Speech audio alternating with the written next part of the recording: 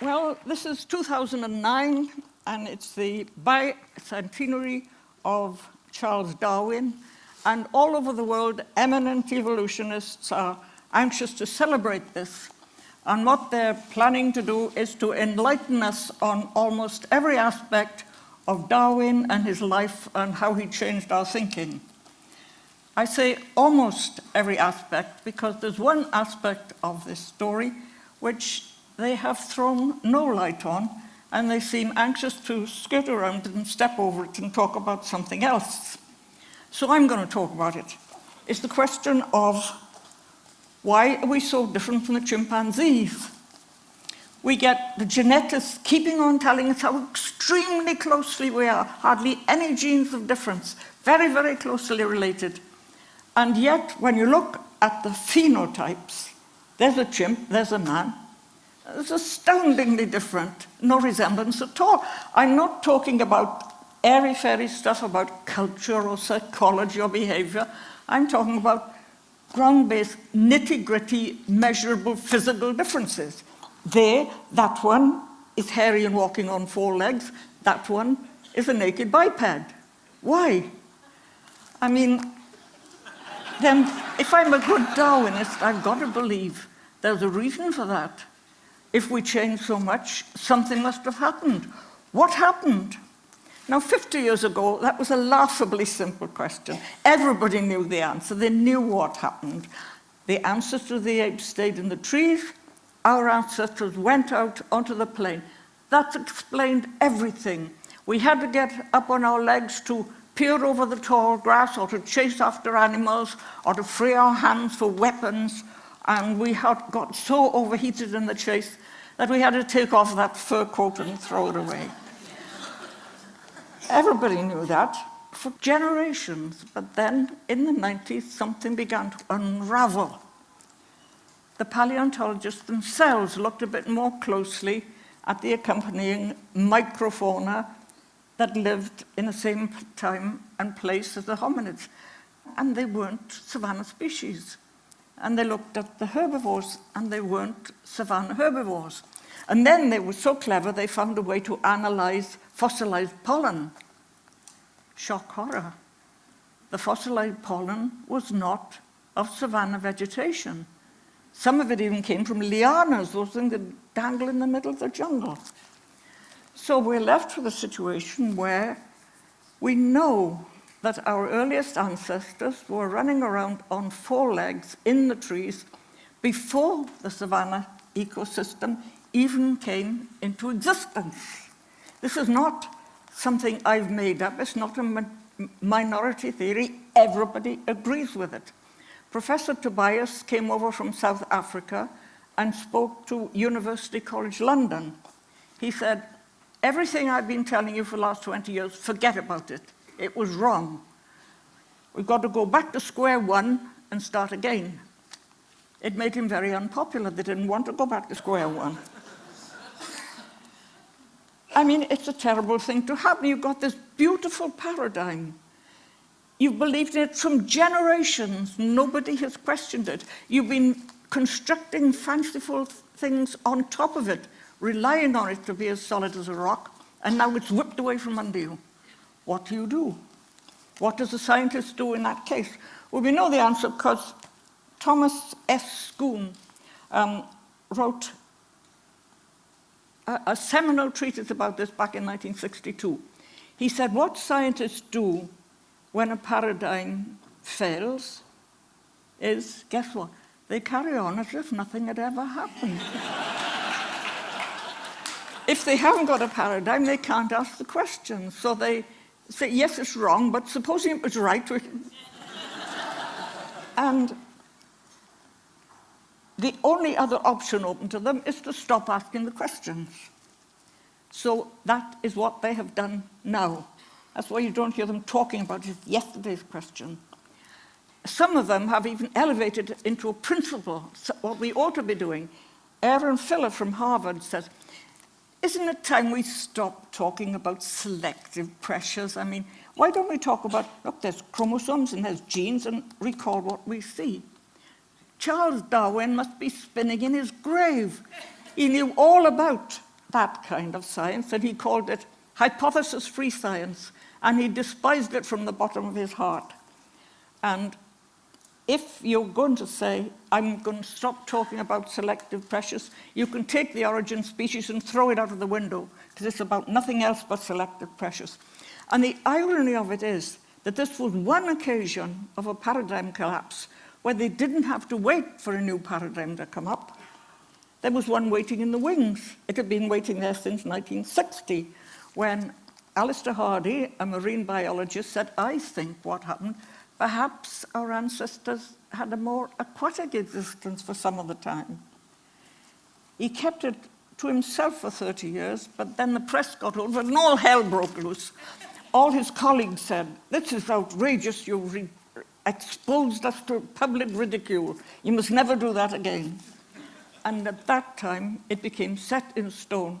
The aquatic theory should be dumped with the UFOs and the Yetis as part of the lunatic fringe of science.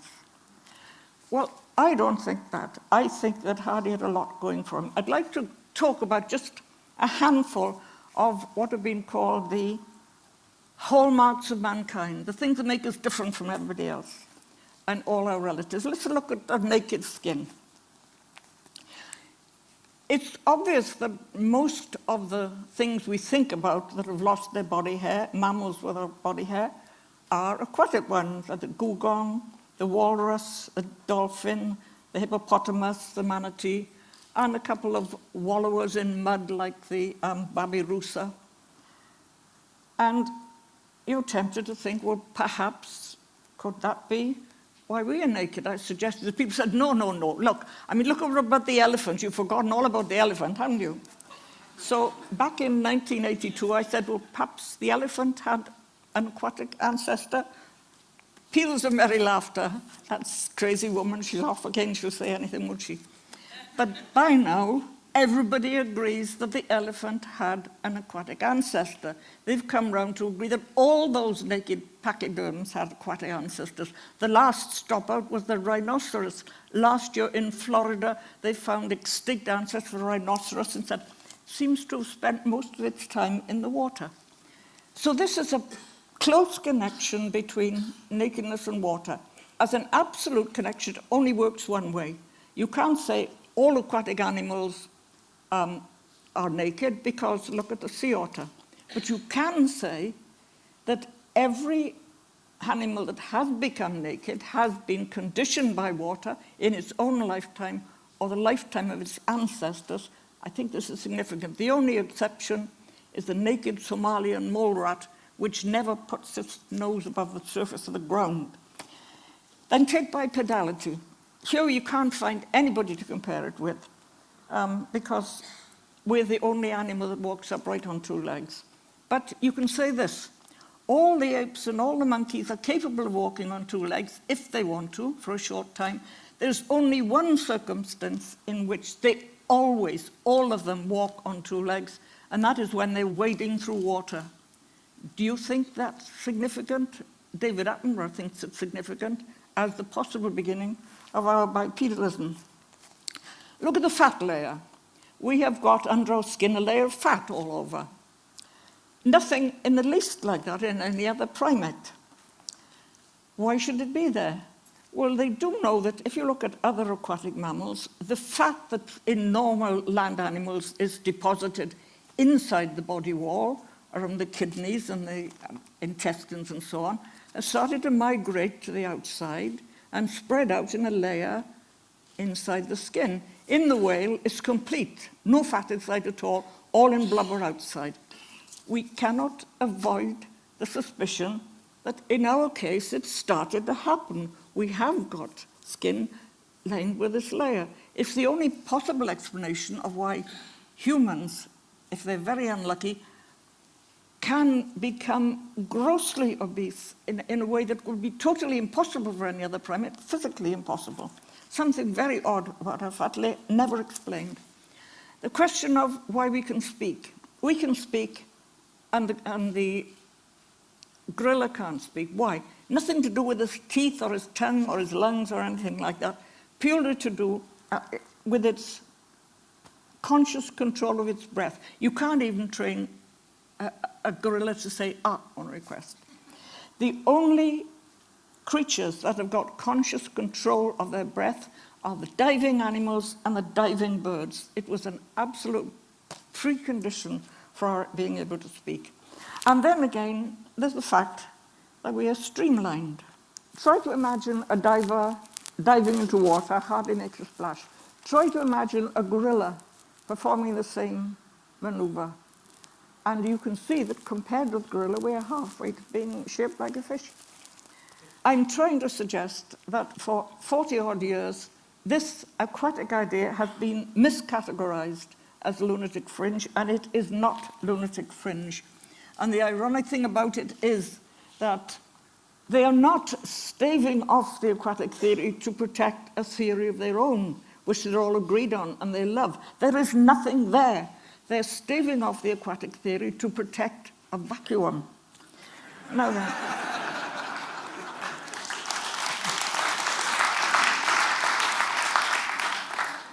how do they react when I say these things? One very common reaction I've heard about 20 times is, but it was investigated. They conducted a serious investigation of this at the beginning when Hardy put forward his article. I don't believe it.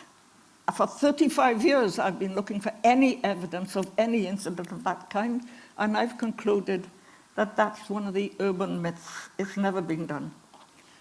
I ask people sometimes, and they say, well, of course, I like the aquatic theory. Everybody likes the aquatic theory. Of course, they don't believe it, but they like it all the same. Why do you think it's rubbish? They say, well, everybody I talk to says it's rubbish, and they can't all be wrong, can they? The answer to that, loud and clear, is yes, they can all be wrong. History is strewn with occasions when they've all got it wrong.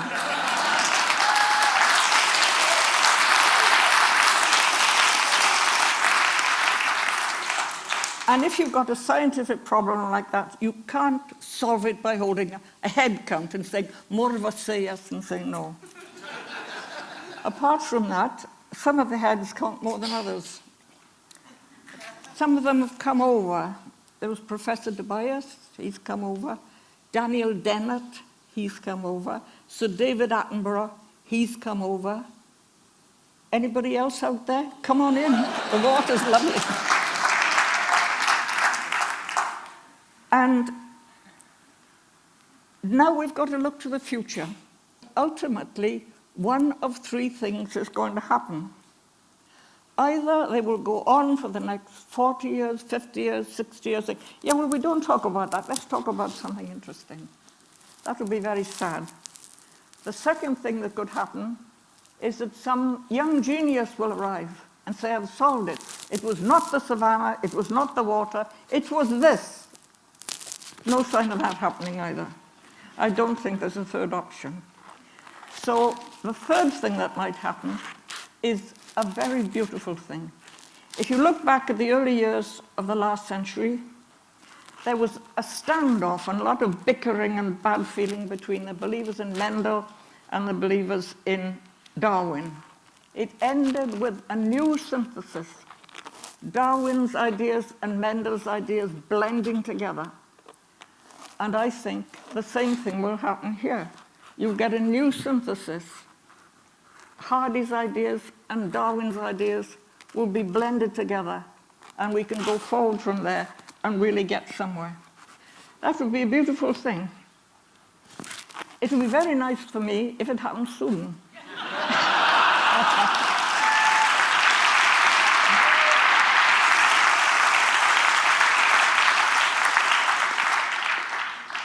Because I'm older now than George Burns when he said, at my age, I don't even buy green bananas.